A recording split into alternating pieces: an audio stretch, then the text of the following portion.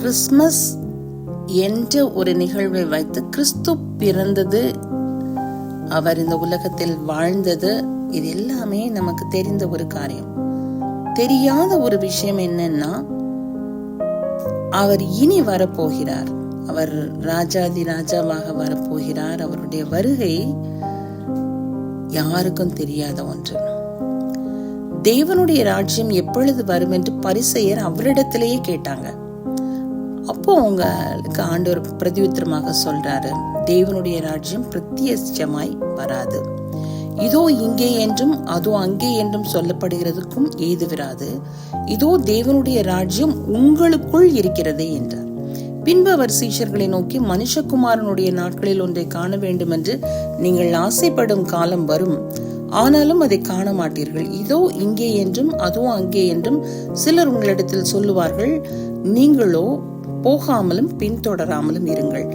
மின்னல் வானத்தின் ஒரு திசையில் தோன்றி மறு திசை வரைக்கும் பிரகாசிக்கிறது போல மனுஷகுமாரனும் தம்முடைய நாளிலே தோன்றுவார் அப்படின்னு போடப்பட்டிருக்கு.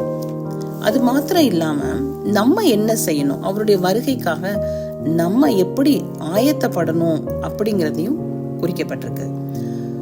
நீங்கள் நினையாத நாழிகையில் மனுஷகுமாரன் வருவார், ஆதலால் நீங்கள் ஆயத்தமாயிருங்கள். மனுஷகுமாரன் வரும் நாளிகையாவது நீங்கள் அறியாதிருக்கிறபடியால் விழித்திருங்கள்.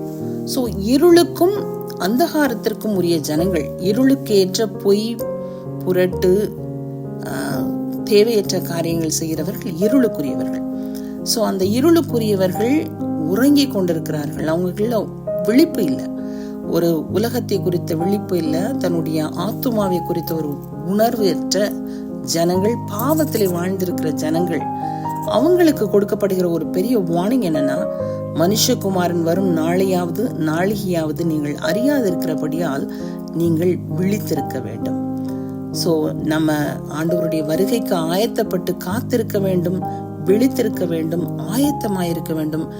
வேதம் சொல்லுகிற வழியில நடந்து நம் ஆத்துமாவை நாம் பாதுகாத்துக் கொள்ள வேண்டும். May God bless these words.